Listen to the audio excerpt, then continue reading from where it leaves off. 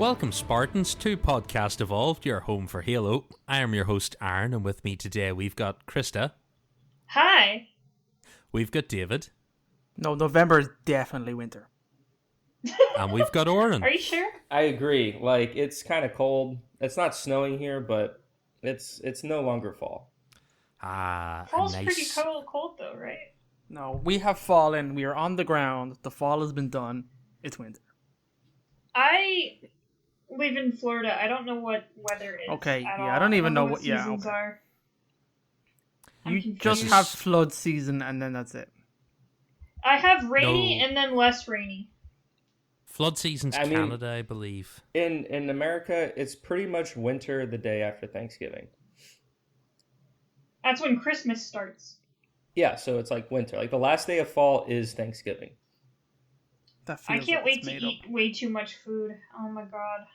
I'm I gonna am eat also so looking much. forward to this.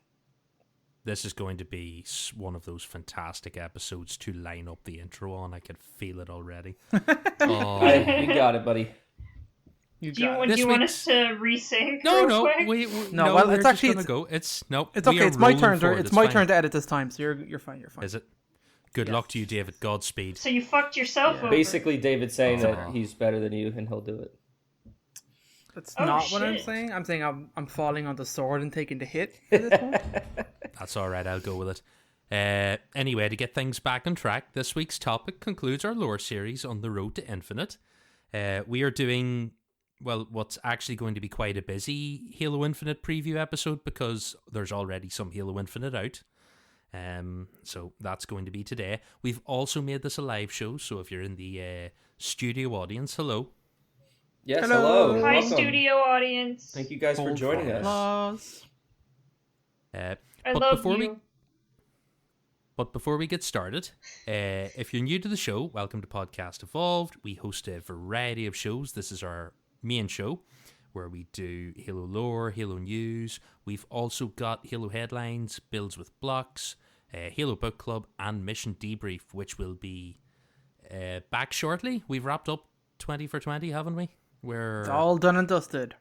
We are in Nice. a holding pattern for Halo Infinite. You want a Shortly break. is relative. So we've got that. Also, go and check out our partners over at HCS Pro Talk.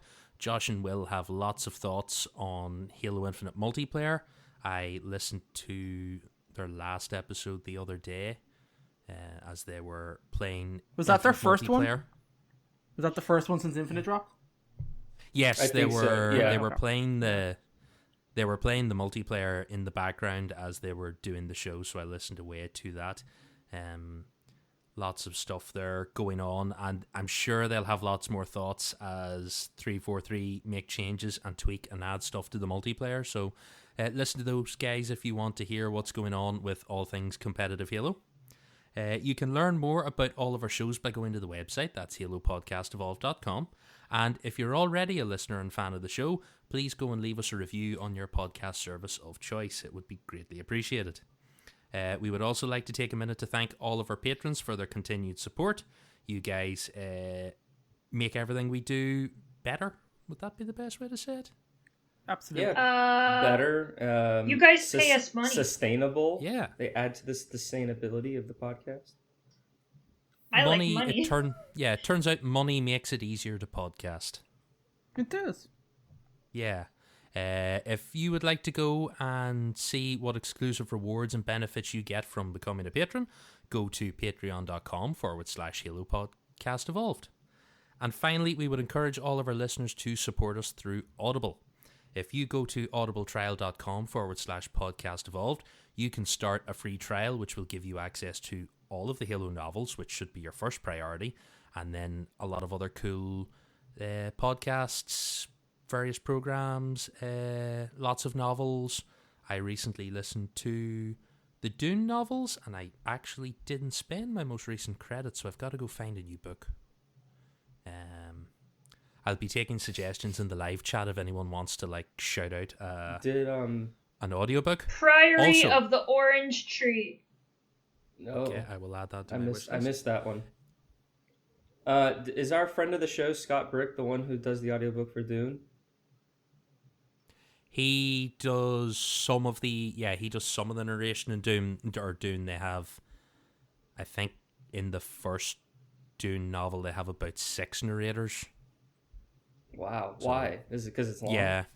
I think it's a combination. It's too long of a book. They lost their voices. Yeah, they have certain narrators devoted to the chapters depending on the perspective of the character. So a lot of it sort of goes that way. So, I can't actually remember which character Scott does. He might do like Baron Harkonnen, I think. But that's sort of how they do it. So depending on whose point of view it is, you'll have a male or female narrator, and there's 5 or 6 of them. But they're quite good. Actually, I've realised why I didn't spend my last credit. The last novel in the Expanse series comes out in December. Or next week. Like last ever? Yep, this is the final installment. Also, as I learned today, it's the final series of the TV show. They said they were going to do another one, yeah. But I've been enjoying the show that I deliberately haven't read the books. I will go back eventually, but like I kind of want to watch the show because I'm enjoying it so much. The books are very good. They have a good sort of space vibe to them in the sense that it's very realistic space. Yeah, it's good. It's good. They don't avoid the difficult subjects that Halo doesn't talk about, like the crushing G-force in space that would splatter you on a wall. So they go into all that. But they're good books. If you get a chance, definitely worth having a listen to, and they're all well narrated as well. Right. On that note, we will bounce over to last week in Halo now. I don't expect us to have done any Halo because nothing really happened in the world of Halo in the last week. But nope, nothing. We'll give it a shot, and we'll start with Krysta because she spoke first. Krysta, have you done anything Halo related? No, I haven't. I'm just so excited for Halo Infinite to come out. I just don't want to play any Halo. I've just been sitting here waiting. That's it. If only 343 could give us some Halo. Yeah, I wish they could give us just a little something to tide us over until the full game comes out, but they're not very interested in, making their fans happy. So yeah, like some sort of flight or open beta, maybe a demo, might be enjoyable. Yeah, maybe too much to hope for. Yeah. So, how have you been getting on with with Infinite? Surprise! They just dropped the multiplayer. Yes. And there was even an internal chat that we had of like, hey, so all these rumors are coming out that we're going to be getting the multiplayer early, and there was like 2 camps within our chat where like Colin and oh my god, there were so many doubters. Colin was a doubter. Dude, I was a doubter. I'll say it. I was adamant that wasn't happening. They didn't believe hard enough. They don't deserve to play. I was sitting there like, these guys are going to feel really fucking stupid. Well, I tell you why. When it drops. I didn't want it out. Because I have a very tight gaming schedule. I had everything planned out for December the 8th. I had gonna get my backlog done. There was certain games I wanted finished, and now they fucked it up. Bastards. Here's one of the comments from our chat. Interesting to see how many people are actually believe multiplayer is dropping. Power of social media in full display. See, I have receipts, you fucking doubters. Did I say that? I was taking screenshots. I'm like, they're gonna feel really fucking stupid. Yeah. That was Colin, yeah. Was it Colin or Ian that basically said they understand now why people believe in Q? I think that was Ian. Yeah. He was that on board with this, wasn't he? You know what? That is why people believe in Q, because it's real. No, Krysta. Not oh, really. God. Not really.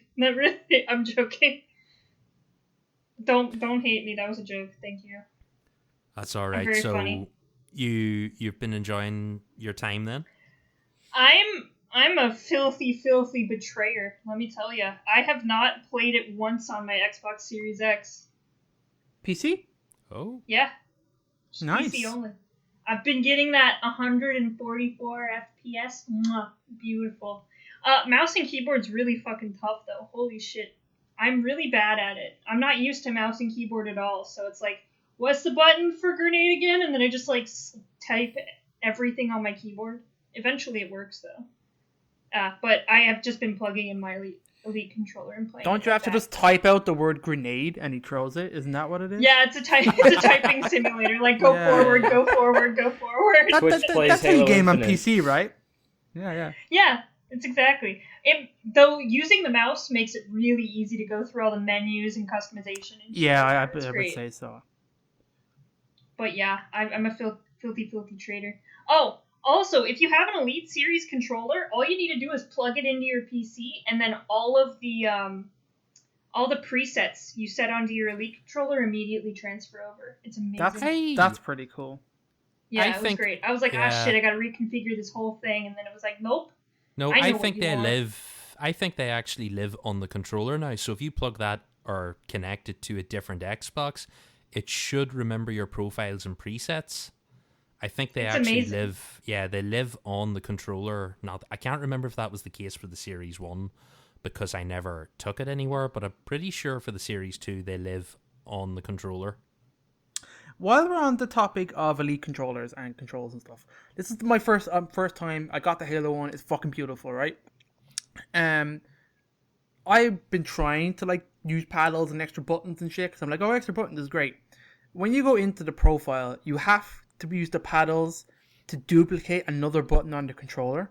Is there any way to just have it as its own button? No. Sense? There's like a menu you can go down. Oh, you mean like have something completely different? It can't be its own button because games don't. That's what don't make it.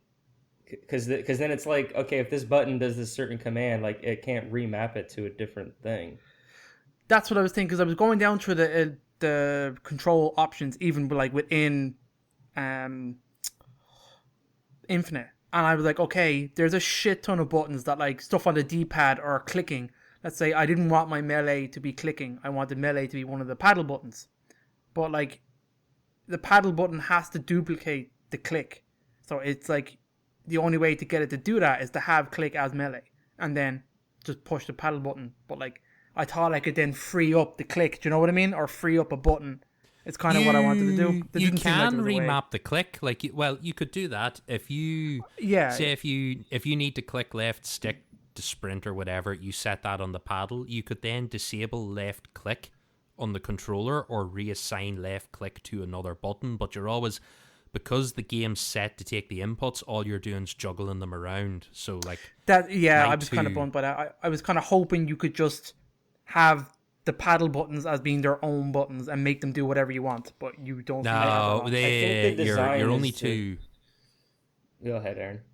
Oh no, I was gonna say they have to do a function of whatever it is. The only other things they can do are the non-game functions like volume up, volume down, take screenshots and shit like that. But I have them. My two right paddles are the top one is change weapon.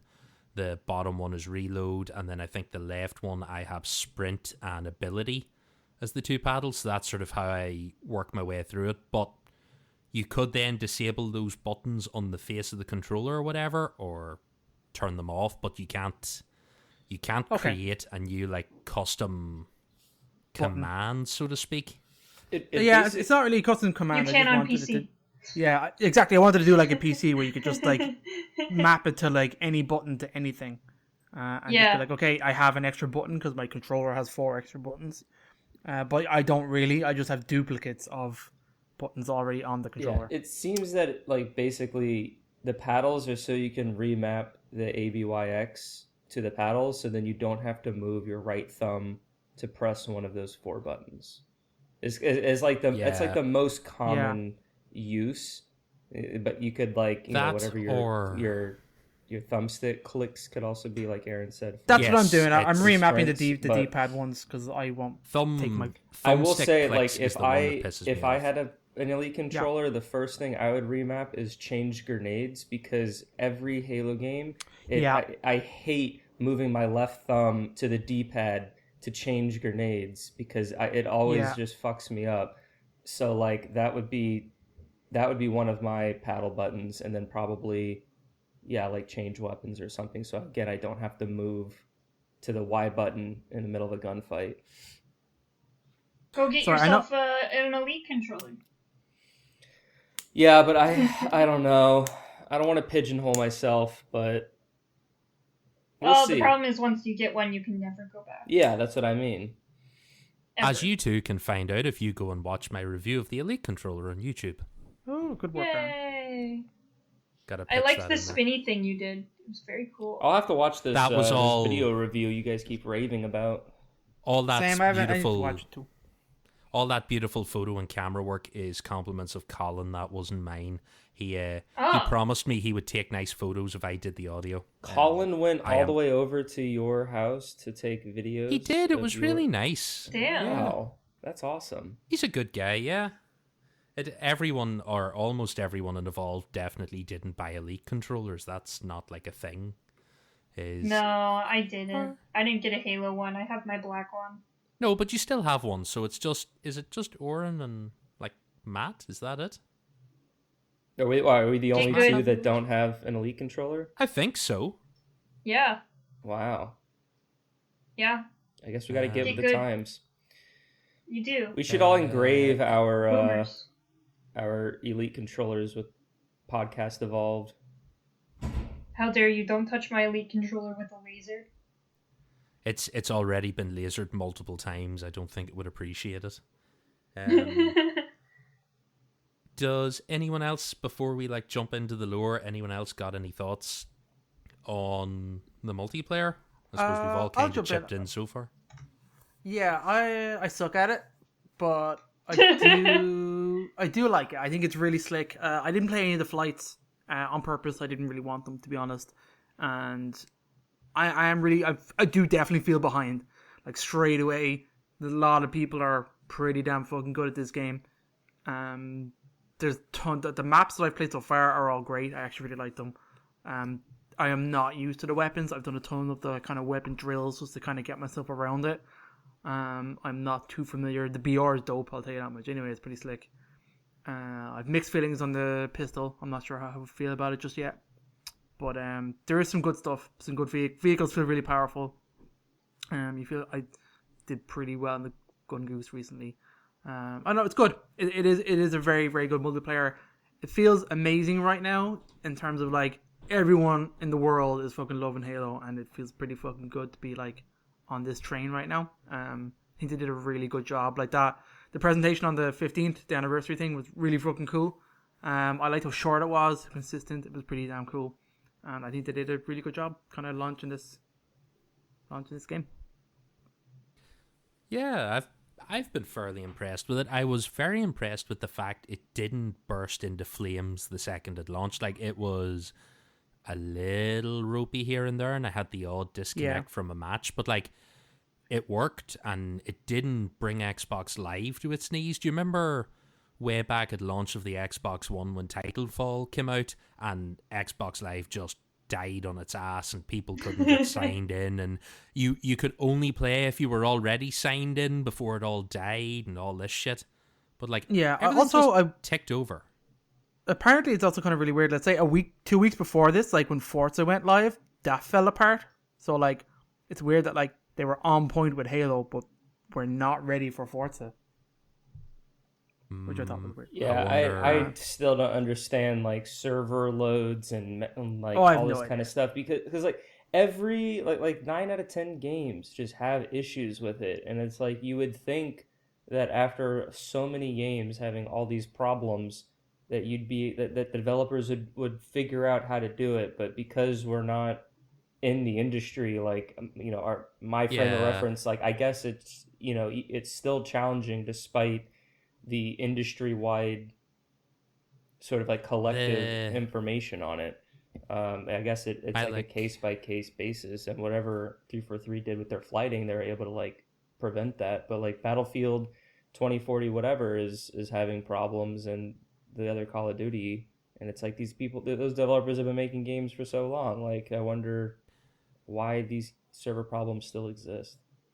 I think my vague layman's understanding of it from listening to guys like Giant Bomb talk about it is the crowd you get in the first week of your game launching will never you'll never get that number of players on at the same time ever again. So they just make a decision and go, we'll have the standard amount of servers, we'll put a few extra on, but we're not going to spin up and rent more for only a week. Whereas Microsoft, in theory, don't have that problem because they also own the servers. But then it's weird that Forza wasn't good. Do you know? Yeah, that's what I wonder. Was it, was it a problem with not having enough servers then, or was the game wonky or something? I don't know. When I got around to Forza, it seemed to work okay, but no, that's merely been my takeaway from it. Is like it just seemed to work, and apart from a few weird moments when me and Tom were playing, like we had pretty consistent matches, and I've enjoyed it too. Like I've realized the same as you, David. I suck ass at multiplayer, and this is why I lived in Warzone Firefight in Halo 5. Yeah, well, it's been years since I played any kind of Halo online consistently, and I think I will probably do it for this game. My brother has gotten into it, which I really enjoyed, both my brothers. So that's going to be a big driving force for me, because if they're going to be online playing, I can get in with them. And I don't spend a lot of time getting my brother, so that's a real good incentive for me to do that. So I'm kind of looking forward to that. The only other thing I'll say on this is the first game that I've ever had to pay attention to the words Battle Pass. And I have no idea or really any understanding of what the fuck a Battle Pass is or does. So like when I logged into Infinite, I was like, there's all these shit popping up. It's saying Battle Pass, there's XP, there's challenge. I'm like, what the fuck is going on? You can buy this thing and skip ahead and do that thing. But like, what the point is that? Oh, it's totally blowing my brain. This Battle Pass stuff. It seems grindy to fuck. But I know they've also like extended it to like May next year. So like, they're probably trying to make it last. I see a lot of other people, other podcasts of talking about you're not getting XP for anything just by playing the game. You have to do the challenges, which feels kind of a bummer. I wonder if they'll change that or do anything about that. Because if you're just playing for the sake of playing and like you're not going to get experience, you get nothing out of it. Yeah, they have made some changes, and have they? Like I played. Yeah, I think you get 50 to start with. You get 50 XP every game, and then I believe it might go up from there. No, it stays the same. It's just 50 every game. Yeah, it used to be like you play. Like basically they have their dailies and their weekly challenges, and so their daily challenge is based off of just playing games. The old system is you get 100 XP for completing one game, and then it would reset and you do it again and get 100 XP, and then again. But then the fourth time it would be now complete 2 matches to get 100 XP, and then after like 2 or 3 of those, then like complete your 5th game or your 6th game. Now complete 3 to do that challenge. And so like the more you play, the more games you would need to play to get your 100 XP. So that's where people were saying that like, oh, I'm not getting anything after a match because I would play one match and it would progress my daily of play 3 matches because I've already played 7 matches. So then they changed it to where now it's just a flat 50. No matter how many games you play, you get 50. But then, because the internet's the internet, is that they took the old system and put it right next to the new system. And if you were to do like total experience earned over X games played, you won't technically start earning more experience in the new system until you hit like game 23 or something, because it's only increasing by 50 under the new system. So it's kind of like a 1 step forward, 2 steps back scenario, because now you're getting 50 experience after every single match played, but the net total is lower. And that's only one of the issues with this Battle Pass. Yeah, there's a few things with it. I'm not sure what all they'll need to do to it. Handy tip though, if you are trying to complete some of your weeklies, the non-PvP ones can be completed in the bot bootcamp. So if any of those things where it's kill a Spartan with a Mauler or with a BR or things like that, you can jump into bot bootcamp and complete those. It's only the ones that specify PvP or ranked or whatever. Those ones you have to do in real matches with real people. But I did that Friday night, I think I went from 27 to 31, and that was sort of that was maybe an hour dicking about doing those. So, like, it is a way to get that done if you want to go through some of the easier ones. Yeah. Another tip for the battle pass is to, like, if you have challenges that are like get X amount of kills with this gun or destroy X amount of vehicles, is to like get those to where you only need one more, and then you pop your XP boost if you have them, and then jump into a game and then mop up that last kill or whatever. So then now if you're able to complete like 2 or 3 challenges in one match because you only needed one more kill, well then now you've maximized how much experience, that double XP experience, like lasts. That's a good tip. I did that this morning. For the weekly challenges, like completing them all, is it just to complete 4, or is there like a bunch of them you have to complete? Because I can only have 4 at a time. You can preview them. There's like a list of upcoming challenges, so as you complete them, when you go to that screen and look, there's a button, I think it might be like Y or something, it says at the bottom, and you can scroll down the list of the challenges that are upcoming. The last few always seem like the most difficult, but here's a question I have because I haven't figured it out yet. How many do you have to complete to get the weekly challenge reward? Do I need to complete that entire list? Yeah, that's what I was thinking. Yeah, you have to. Well, this week is a little weird because when they reset the challenges with that update, they had to reset everything. But presumably for a standard week in Infinite, you would need to complete like all 20 weekly challenges, or however many there are, 20 or 25. And then so if you switch them out, you still have to do them eventually. Right. You could use your challenge swap or whatever, and it just swaps it out with something else. But whatever the total number is, it's like 20 or 25. Then you unlock the like ultimate reward challenge or ultimate challenge or whatever it is. And then once you complete that, you earn the ultimate reward for the week. So for this week, it's the gold. I have no idea what's going on. Well, we'll jump on some even, and I'll talk you through it. You get like an item for completing all 20 weekly challenges. Well, it's all 20 plus the extra challenge. So General Zad said that there are 20 total, but once you complete all 20, then you unlock a 21st challenge 21, and that specifically will give you the ultimate reward. Oh. Yeah, okay. I need to have a little look. Also, something I would like them to maybe do. Let me just finish this up. But the ultimate... Oh, here you go. It's called Ultimate Challenge. Yeah, Capstone Challenge. Because it's like the ultimate reward for your Capstone Challenge. But for this week, since they reset it with their challenge update, if you just logged in and play, I think on either tomorrow or Tuesday, when the week resets, you'll unlock that gold visor for whichever armor core. But otherwise, that's how you unlock that. And like even, I mean, it'll be interesting to see like how difficult these 20 challenges are, because like the tier 3 challenges where it's like get like 10 kills with a skewer or a banshee, like because of the way the map rotations are, like it's kind of hard to like get those weapons or those vehicles. Like I think one is like get 10 kills with the Wraith. Like I've seen one Wraith. Oh my god, I've seen like one. Yeah, and it's like it's so random with the way they did the weapon spawns and the vehicle spawns. So we can presume that the layout for the multiplayer is only the beta layout, right? There's gonna be a more fleshed, like when you go into matchmaking, there's gonna be more options than the 3 basic ones they have there, right? You can probably do a game type that's specified that would have more vehicles in it. I mean, so.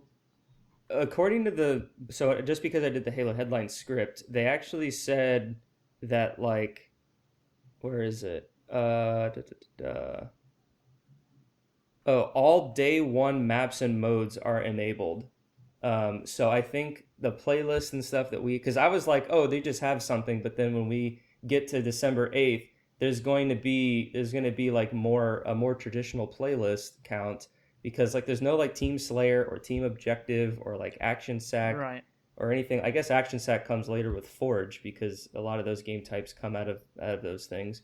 But But yeah, I just feel like the matchmaking pool right now is kind of limited with just big team battle, quick play, and arena. Like I don't always want to sweat, so I'm not always going to jump in arena. But then when I have quick play and big team battle, like there's so many modes and maps to where like it can't they need to diversify it a little bit. Like there are plenty of players because there's so many people playing this game that they can divide up to where you have Team Slayer and Team Objective and stuff like that. There's no SWAT game type like. I feel like the downfall of putting in like all of the objectives and the Slayer together in one is that a lot of people come into Halo and they really only want to play Slayer. So I've seen a lot of people complaining on Twitter that people aren't playing the objective in these games. Yeah. And it's like, well, these people probably don't want to play the objective because they don't want to play an objective-based game. They just want to kill people. Yeah. They came here to I think that's a big disadvantage. So then, if you diversify and you have a team arena or team Slayer and then team objective, then like those who want to play team Slayer can go into those, and then people who want to do objective game types and will go for the objectives, they'll play that playlist. Or if they have a challenge for like 3 oddball matches, well, if I go into a team objective playlist, then my chances of getting an oddball match is much greater because now I don't have the Slayer game type in rotation that I then have to play through in order to get another game to try to play my oddball match. Yeah. So, to circle back with David. Yes, the battle pass stuff is like pretty confusing. Yeah, you guys are gonna have to explain shit to me like every day. Like what are we doing today, guys? Just tell me. Like they're doing events too. There's like events starting next week. Yeah, so we'll have to see how that is. And the way events work is that they have specific challenges, but if you complete that specific challenge, you gain a battle pass level. So it's not like any sort of experience based at all. It's just, get 5 kills with the assault rifle. All right, cool. You did that. You did your event challenge. You get your event level, and that sort of event battle pass is kind of basically what it is.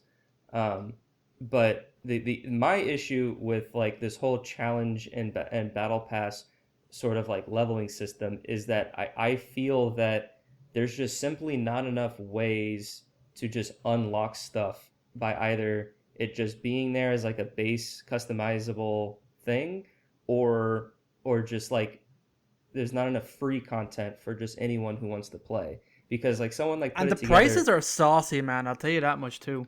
They are. I mean, the regular battle pass is what, $8.99? That's not too bad for a normal battle pass. Well, like Fortnite is what, $10, $15? Well, no, it's $10. I have no real concept. It's 1,000 credits, which I think is $10. But like my point is that like I'm happy to buy the battle pass because I will play this game a lot. I want those extra cosmetics, but what this current battle pass, the way it's set up, is I feel like not the most efficient, because it basically requires any player that wants customization to invest 100 hours into this one battle pass just to get enough customization options to just simply customize their Spartan. Like there should be. You're saying there's not enough base. There's not enough like, base customization stuff that you unlock from the Yeah, start. that you should just be there able to I mean, have. if you look at games like Fortnite and stuff like that, stuff. it's the same shit though. Yeah, I don't know, we'll have to see what changes they make. The only other thing I'd like them to change is to maybe do something. I know they did make it longer, but the like double XP boost thing can be a little bit irritating if you can only unlock one challenge in that entire time, or none. Like you feel like you've wasted it. That's why you have to kind of like. If you're choosing to pop it, at least it's on you. Yeah. If I put my progression designer cap on, I would infuse the battle pass system with more reach customization to where like playing matches gives you experience and stuff like it does in Master Chief Collection that goes through your battle pass, and that every time you get 1,000 experience points you level up your battle pass from just playing and winning matches, and the more medals you get, the more points that you get. And then the challenge system, instead of that giving you XP, that would give you like credits And then the more credits you have, well, now you can like actually go and buy the cool thing that you want. So then that way you get like a separated progression system for the battle pass and for your customization. So then the battle pass now is like, oh, if I want these cool battle pass rewards, well, then I'll put in the time and the skill to earn my experience. But then if I want these other challenges that are free, well, I have to earn through these challenges to get the credits that then allow me to purchase. I'd like that. I'd like an option to earn those credits and spend them as I want, as opposed to just going for what they're specifically offering in this pass. So, but they're investigating it. Like a lot of these things were demonstrated during, or not demonstrated, but they were voiced during the flighting. And 343 said that, you know, we hear you guys. We're confident in our system based off your feedback, yada yada. We're monitoring a lot of that jargon. And what I feel like and I feel like because of how they implemented the system, maybe there's not like an easy way to just fix it. And one of the reasons they said that they've delayed season 2, like another point in here is that season 1 goes until May 2022. So like maybe season 2 is when they come up with this new challenge system 2.0 to kind of almost reinvent the system, since season 1 is already being handled or being received relatively poorly. But that's the optimist in me thinking of that. Right. Oh, and I mean, this is still technically a beta. I know they kind of threw the beta word in there so that if there was anything going wrong, they'd be like, "Oh, it's just a beta." Yeah, but that's I think exactly they are. did. Oh, I know. Which I get it, and that's perfectly fine, and I'm totally cool with that. But you know, they are actively listening to feedback and making changes based off of it. So I think as long as people are, you know, giving constructive criticism and not just hating, I think we will be able to, you know, push 343 in the correct direction of what we really want. So do constructive criticism. Don't flame people on the internet. Yeah, listen to that. Go back to the default rule. Don't be a dick. Yeah. Don't be a dick. Right. Will we jump into the main bit of this episode? Because, like, we probably should. It's been like 40 minutes. Yeah. Well, I mean, a lot of this that we've actually talked about kind of relates to what we have, but to kind of just intro it all. This is Road to Infinite. We're talking about the preview. So this is kind of just the general information that kind of just goes into Halo Infinite. I feel like the whole point of this series is kind of just a preview to Halo Infinite, because it's the road. We talk about all the different lore topics that may relate to the story, may relate to the gameplay, and things like that. And after 20 episodes, it's a lot to go over. So if you haven't checked up on those, you can go to our YouTube for the past episodes, our website, and all that kind of stuff. Our last episode was 2557 to Infinite, where we kind of broke up the timeline episodes into 2 episodes. And from here, we basically talked about the events of Halo Wars 2 and its DLCs, which took place from March to June in 2557. We talked about the events of Halo Shadows of Reach from October 2557. At the time, we didn't have Halo Divine Wind out, but that has since been out, and you can listen to our book club. That gives a little bit more context in the timeline for the second half of, towards the end of 2557. And then we started to conjecture a little bit about what happened in December when the UNSC quote unquote lost the war. In spring, we have the Rubicon Protocol novel that hasn't come out yet, but presumably that follows a group of Spartans and a group of resistance as they fight the Banished during the 6-month battle that took place between December and the beginning of Halo Infinite. And just kind of had some conjectures on what we kind of thought the story would go based off of what we had. So very, very good episode that kind of fills in the timeline. And even the episode before that, where I think it was, what did we do, Aaron? Like 2554 to 2557, something like that. Yeah. 25, I think something like that. 2556 maybe. Basically the ending of Halo 4. Between those 2 episodes, we cover the ending of Halo 4 to the present.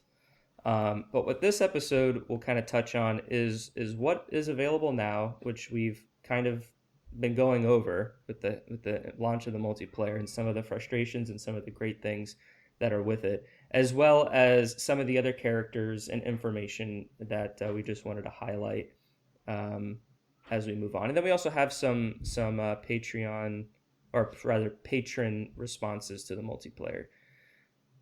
So I guess we'll just put the multiplayer conversation on pause and we'll come back to it because there's a lot of conversations surrounding that in the Halo community as well as within our community as well.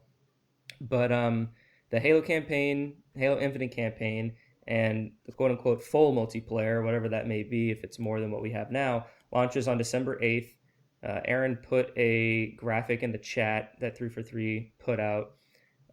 So it basically launches at 10 a.m. Pacific time, which is 1 o'clock Eastern time, and at 6 p.m. GMT. And if you're in a different time zone, then you'll have to do the math on that one.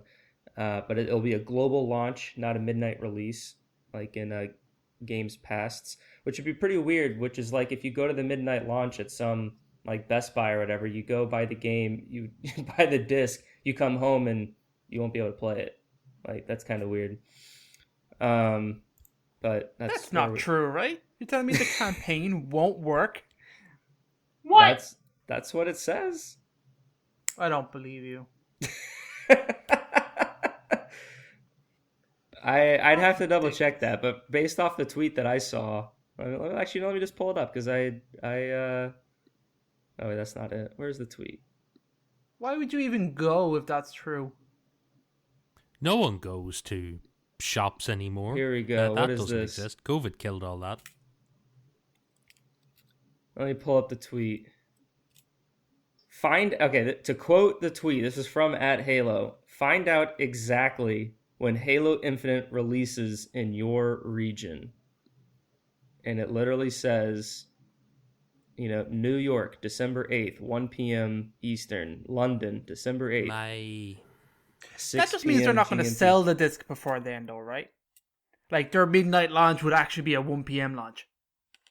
I guess. Bet you... I would be willing to bet that the beta version we're playing now could be listed as something different and not the final version, and that means when you put your disc in before the time, it won't be available because it's a different it'll probably download it. I mean, pre-installing is like a thing now, so well, that is I'm true. I'm sure like the weekend before the 8th or like the 7th, the pre-install will be available, so then you can install it, and then they just won't flip the switch until 10 o'clock. And I think that's because it's like a live game. Like, did they even confirm that you can play it offline? Like, is it like Destiny in the Division where you have to play it online? Oh, I don't know, actually. I'd imagine it's offline because the second you can't play the campaign without an internet connection, people are going to riot.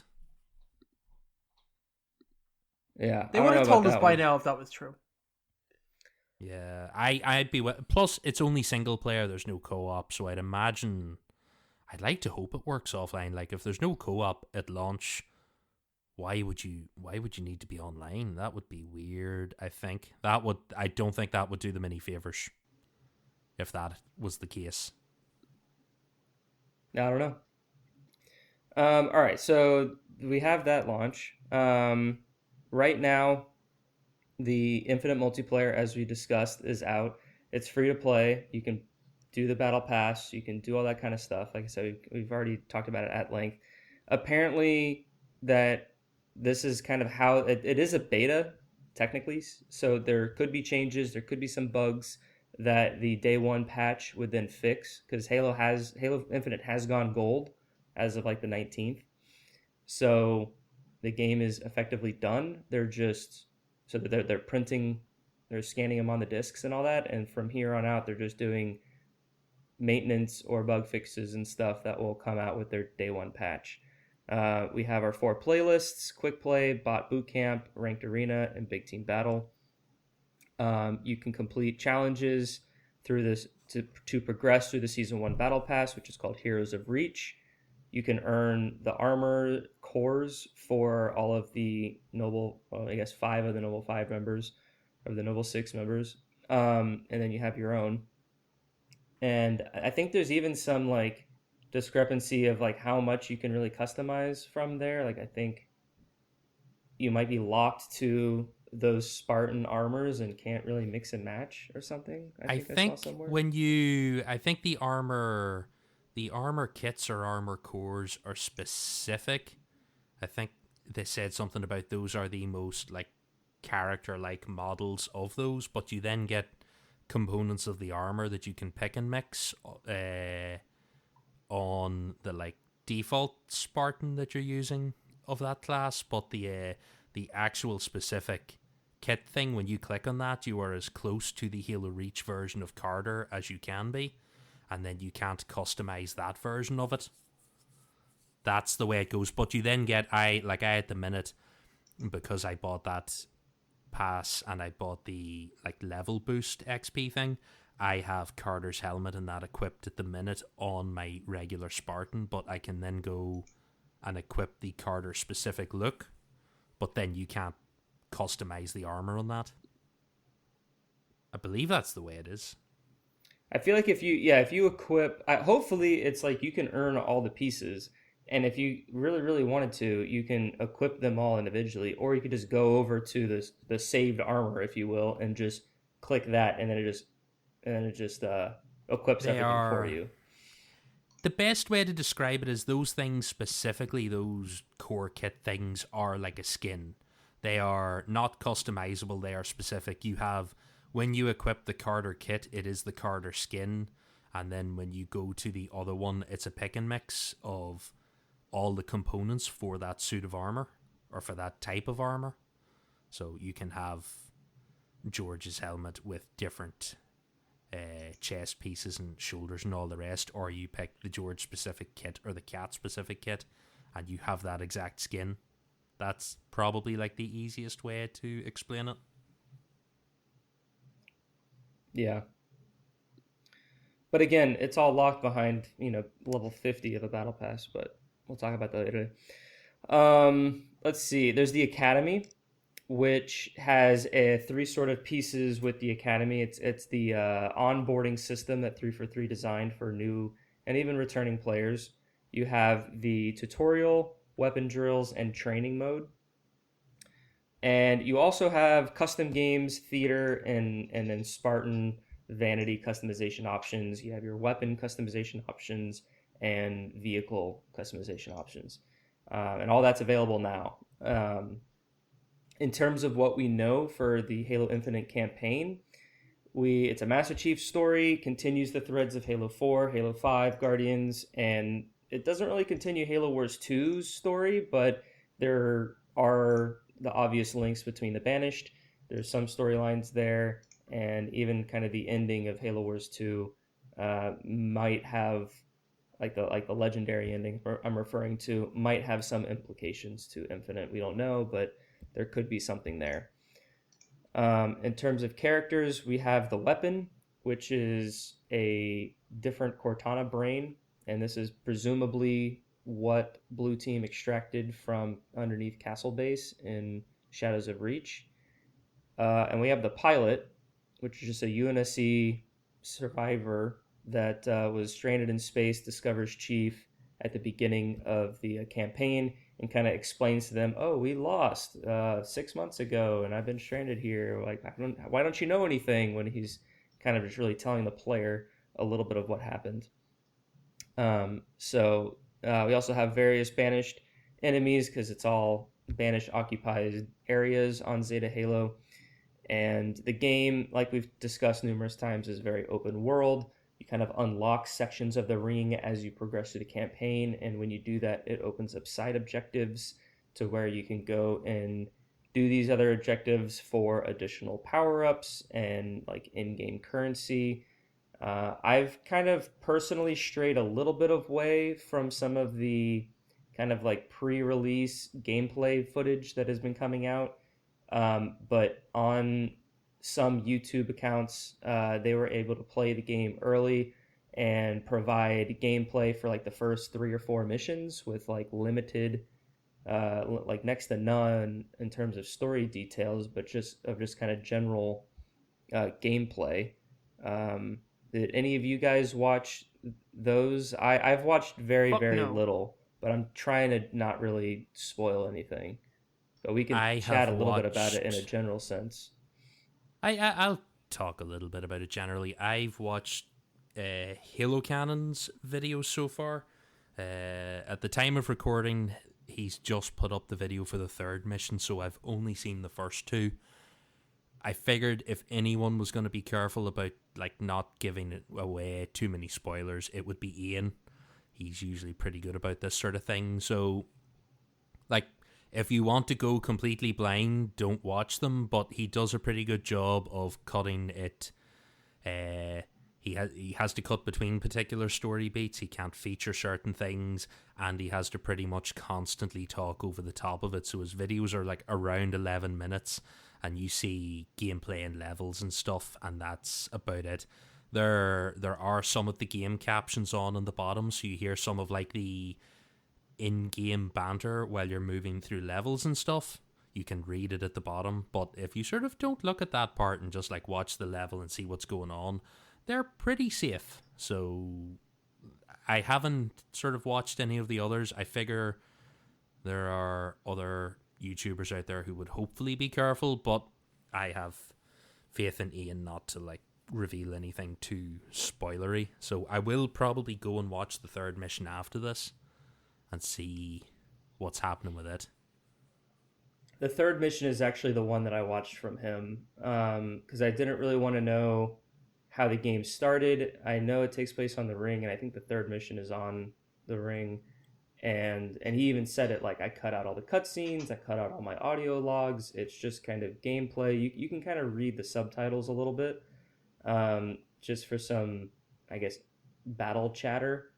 But it's basically nothing more than what we saw last year at the like campaign reveal at the the Microsoft event that they held. So, but yeah, like you have like one could go watch Ian's videos, Green Skull's videos, and a few other content creators out there, and kind of get a little bit more into what to expect from the campaign side. They talk a little bit about the armor upgrading system.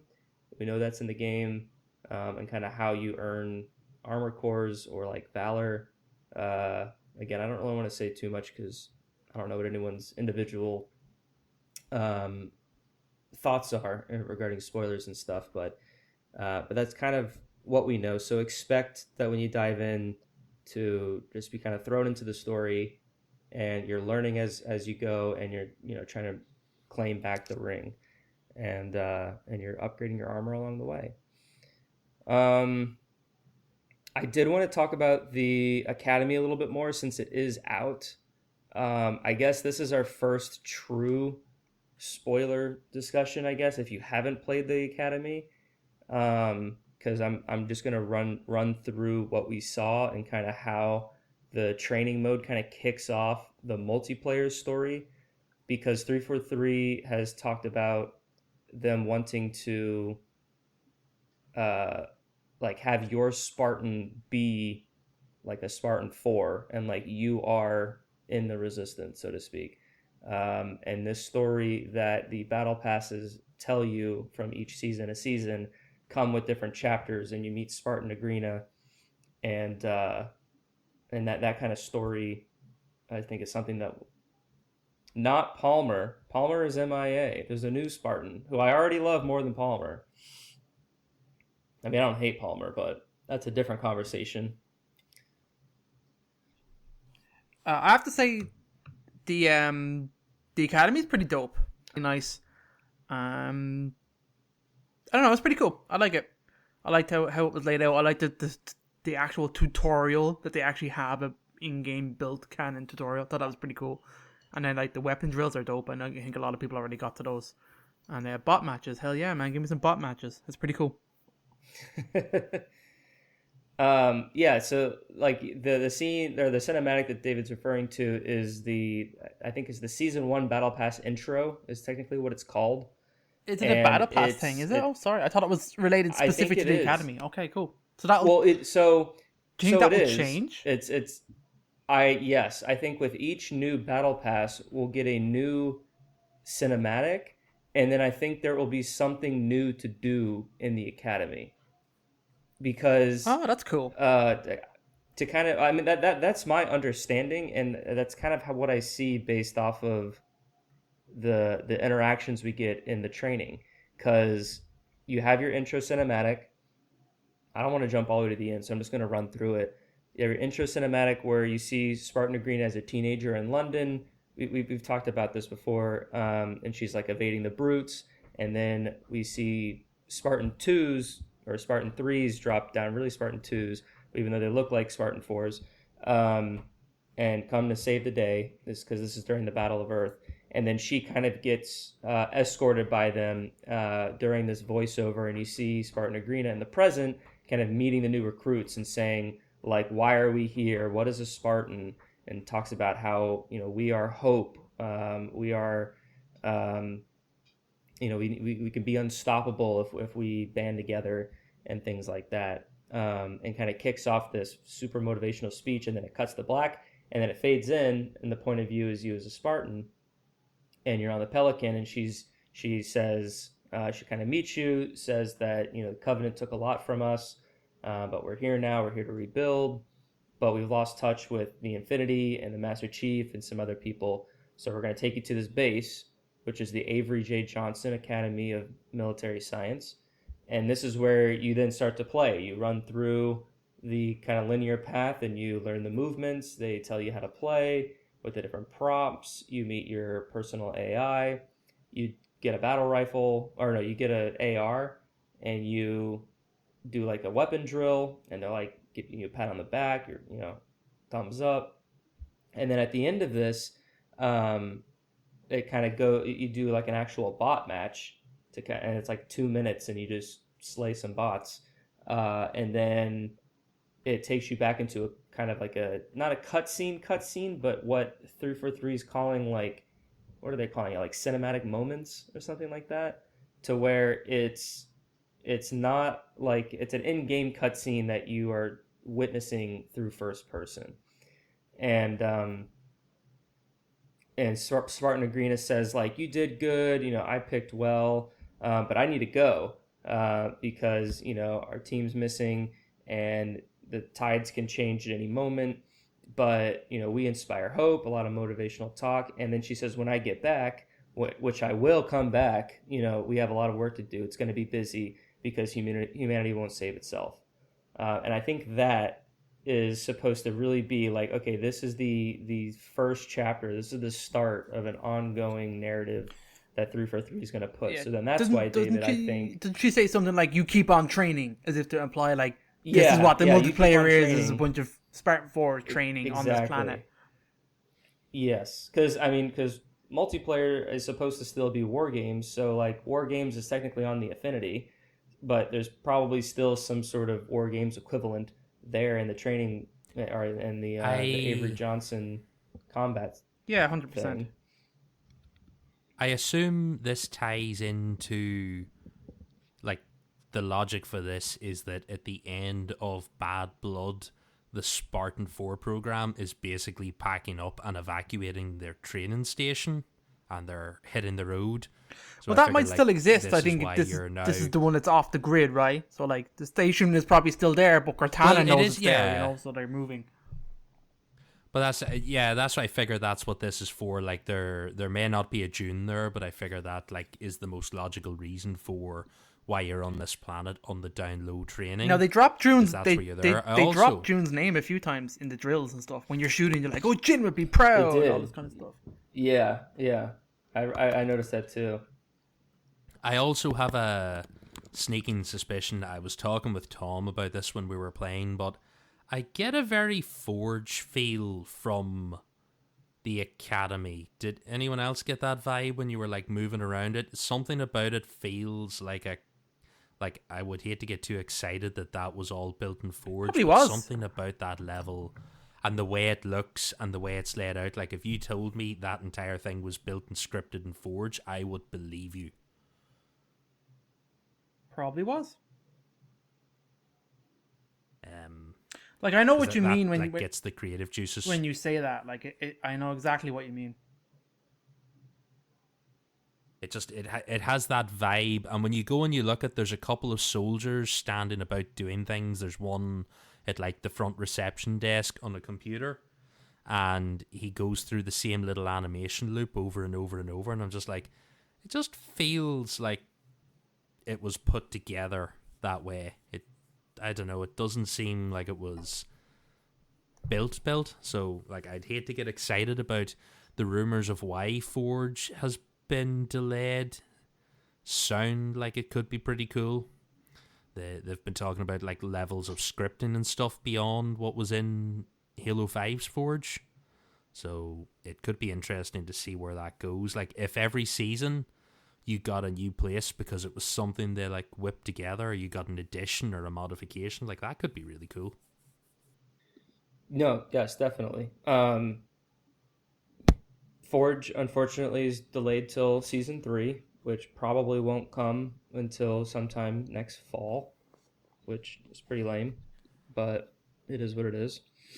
But yeah, I think that's a good point. Like, if that is the level of detail Forge is basically the live fire map and the training mode, then, or the tutorial, and that's pretty dope. Let's see. So the last things I'll say is that, yeah, David mentioned this. You have the training mode with the bots. You can customize a bunch of different things, like your starting weapons, the bot difficulty, where you see them. I think I've done a training session before all of my like play sessions that I've had, where I just jump in, I'll change to the BR, I'll do this and that, or I'll switch to a weapon that I need some familiarity with. Changing the weapons on the fly in the middle of a match is so dope. I was like, let me pause here and give myself something incredible. I'm like, yeah, this is really cool. Yeah, and it's like, oh, you know what? I don't want to worry about ammo. I'm gonna put infinite ammo. I'm just gonna turn. Like, I like seeing where the enemies are, so then I could just like look and find them more quickly. And I'll sometimes turn the like the allies down to like 2 instead of 3 allies, so then there's less people shooting at them and more of me shooting at the bots. And then I'll keep the difficulty kind of low, so that it's more of just me practicing with the movement and randomness of another player, as opposed to me just trying to like win a fight. So then I'm in pretty good shape to then just hop into a quick play match or a big team battle match. So lots of great improvements there, and just incorporations on new features for this onboarding system that they don't with the Academy. So I'm really excited to see what more comes out of the Academy, because it really seems like that's like the secondary story that's going to be going on in the background to the Halo Infinite campaign as each season kind of comes and goes. And we'll learn more on whatever these fracture events are, and see if that has any story details, or if it's just merely online and kind of just multiplayer events and stuff. All right, so before we wrap up, I have a few responses from our patrons. I asked them what they thought about the multiplayer conversation, and it kind of piggybacks off of a lot of what we've already talked about in the beginning of the show. But we have Physical Sky 128 said the gameplay is fun, but leveling system and customization is hot trash. Weapon pickups feel underpowered. I'd rather keep the pistol over picking up the shotgun or commando rifle. I wish the outlines were only visible from a smaller distance, and the reticle also feels really small with a few weapons. After how well I liked Halo 5's weapons and ballasting, it's highly disappointing that I only find a handful of weapons usable. I agree with some of this. I think there's still a learning curve to a degree, but generally speaking, I'll pick up a new gun and I'll know like its purpose in the sandbox, and because it's new, I'll try to use it, and I more than often lose a gunfight to someone who's just using the AR, pistol, or BR, because we're just so used to those guns. I will say, I think on the big team battle side of things, I really like how they have incorporated like the shock ammo type, because if you take like a shock rifle and shoot at a wasp If you like shoot it twice, then it gets disabled in midair and then it just crashes to the ground. And if you are able to keep laying fire on it or chuck a sticky grenade or something, like those types of moments are really cool, as opposed to me trying to find like a Spartan laser or a rail gun or an equivalent gun, since those guns aren't an infinite, to basically counter these air vehicles. And then like the dynamo grenades, I think, are like really cool new grenade to kind of disable these vehicles. So I think there's a little bit of a learning curve to still come in there, but yeah, some of the new weapons do feel not that great, and I think there's some balancing that still needs to be done. I don't know if anyone else wants to respond to that. I also think that's pretty cool. I didn't realize how big of a difference, like how much effort they put into like, this is plasma, this is shock, this is whatever the basic is. The new weapons I've picked up, I've died every single time I've tried to kind of use them. This is again just me being shit, but so some of them do feel cool. Like I did, yeah. I actually, the most, now that I think about it, the most successful I ever was probably that one time I was in the Gungoose. I don't know why that was damn cool, but that and the BR and the pistol just feel good enough. The new weapons, I don't know. Just it's getting used to. You just got to get used to it. You know what I mean? But yeah, I think there's definitely a learning curve involved, but yeah, I like the heat wave. That's a cool gun. I think we've talked a lot about most of what he said already. So, like the leveling thing, yeah, I kind of agree. Customization, maybe we'll get there when we get more event armor and stuff. Maybe it'll go a little further. I do kind of wish they'd kept the Spartan ranks along with... I wish they'd done both. I wish like you were getting match-to-match XP with a Spartan rank and also doing challenges for the Battle Pass. And they could tweak both. Like, I think some other games do that as well, but it would at least give people the feeling of some progression, even if the Spartan rank number just went up indefinitely. Like, I don't know. But I've liked a lot of the other stuff. I've enjoyed the few weapons I've played about with. Anything above that is a level of Halo play I don't pay attention to. So I can't give much input on more of the specifics. All right. Toki McParkomaniac, I think is how you say that. The power weapons don't seem super powerful. Shotgun is terrible. I'm also not liking the outline over enemies. We can see each other from across the map, and I'm just not a fan of that. What are your guys' opinion on the outline system? Because I have thoughts about it. Feels a bit too strong. Feels a bit too, like Iman said, you can see so far ahead. I feel like, I don't know. I feel like I'm being seen way more. I don't know. It feels like it feels too OP. I get confused more often than not anytime an enemy has like a blue armor coating, because that's the color of my friendlies. And I tried, like in the beta and flighting, I guess in the flighting I had yellow to kind of simulate like popping of shields and stuff like that, and that felt kind of nice. And now I have like the red on, and I don't know. I just haven't found something that I've actually liked.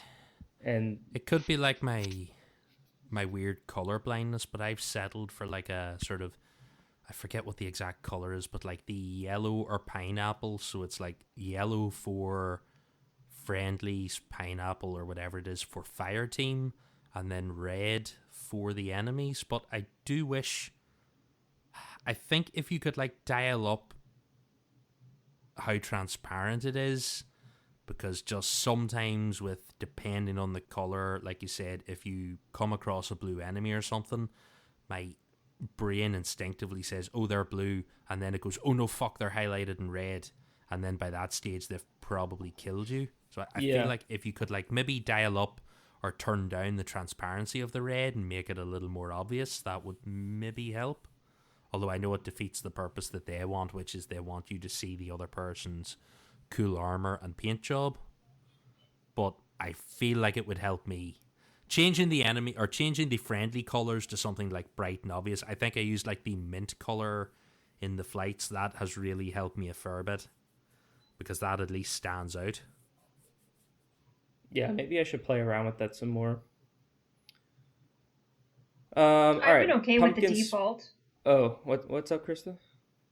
I've been okay with the default. Just the blue and red? You seem to separate them just fine?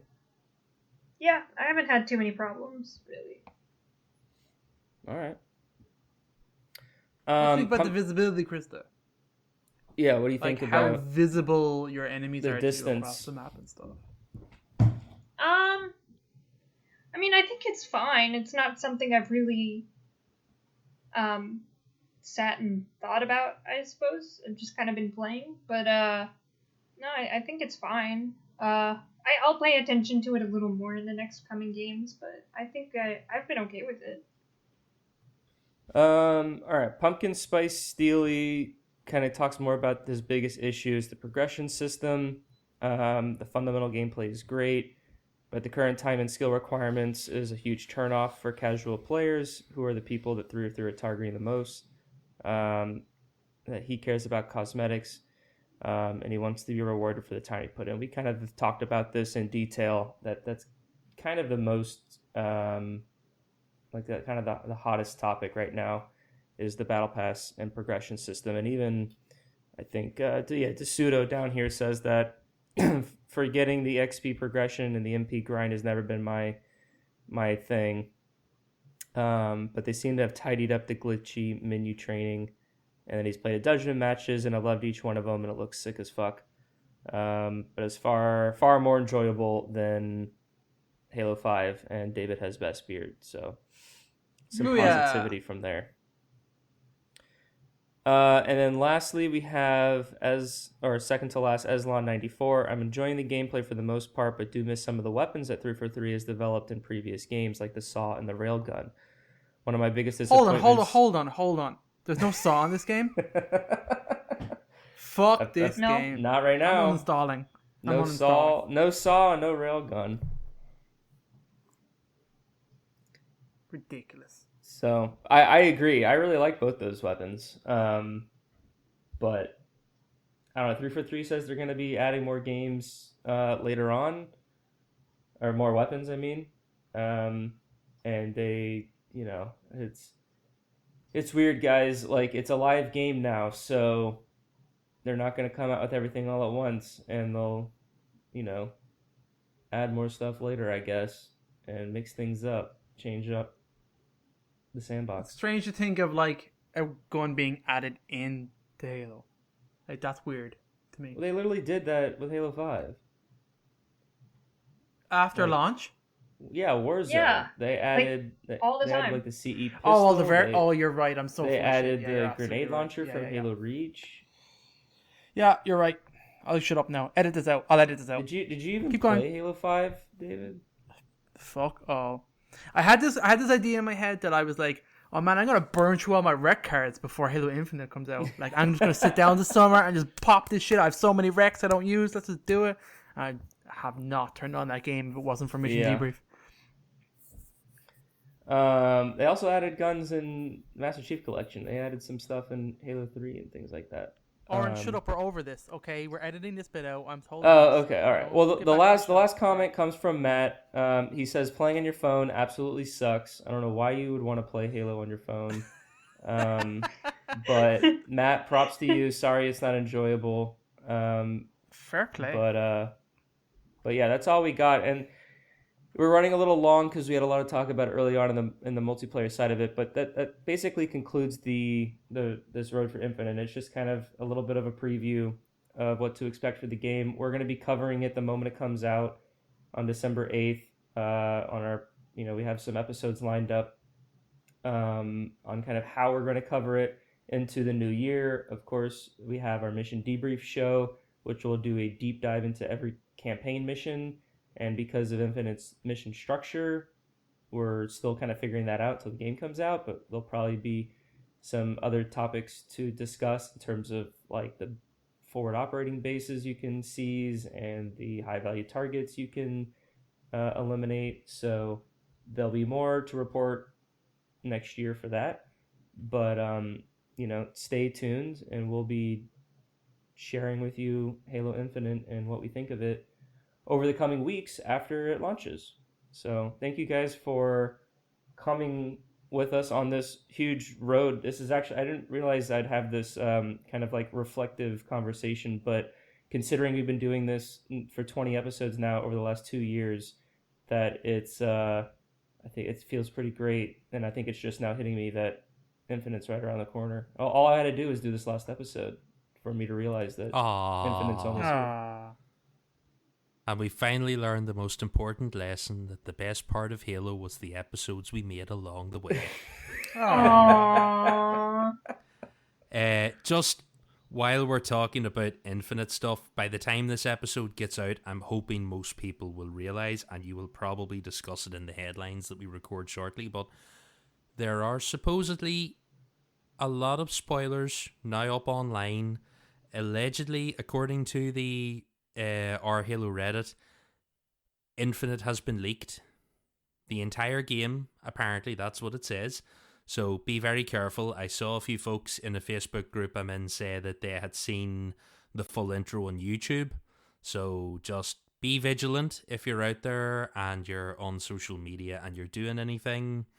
The last 2 missions with Ian on Halo Canon will probably be the last Infinite content I consume for the next couple of weeks, because this is the Halo 4 thing all over again. If anyone remembers, Halo 4 fell off the back of a truck and people had the game finished about a week and a half early, and I had the ending of that spoiled. But at the time I thought it was so outrageous I didn't believe it until I was playing that final mission. I was like, oh, fuck, it was true. So, just watch out. That happened with the That's ending all of we're Game saying. of Thrones. Yeah, it tends to happen with a lot of stuff. I didn't expect Infinite to be fully out there 3 weeks early. I know before now the big spoiler was back in the first flight. They had the mission names and stuff in the files, and those were out and about. But now we're just full on. Apparently the whole thing's out there, so be careful, guys, if you're out and about. That's, I think, all we can do from now until it comes out. Right, will that do us then for this week, guys? I think so. Take us home. All right. Like we mentioned at the top of the show, you can find everything we make over at halopodcastevolve.com. You can go there and get the feeds for all of our unique shows and see all of the wonderful work Ian puts into the website. If you want to listen to everything all in one... If you want to listen to everything all in one feed, follow Halo Podcast Evolved on your favourite podcast service of choice. Once again, special shout out to all of the patrons for supporting us. You guys help make everything possible. If you would like to learn more about becoming a Patreon, go to patreon.com/Halo Podcast Evolved to learn more. And finally, if you would like to leave us a voicemail about your thoughts on the flight, or the flight, I keep calling it flight, about the beta or anything else Halo Infinite related, don't send spoilers because we get a text warning before we open it. But you can leave a voicemail at 205-EVOLVED. That's 205-386-5833, and we will listen to those on the next live episode. And with that, I have been your host, Aaron, and until next time, evolved. Evolved!